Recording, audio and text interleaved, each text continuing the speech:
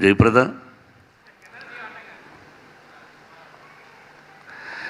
నిన్ను గురించి చెప్పను కానీ జయసుధ నాకు సహోదరి, బట్ జయప్రద మాత్రం కాదు.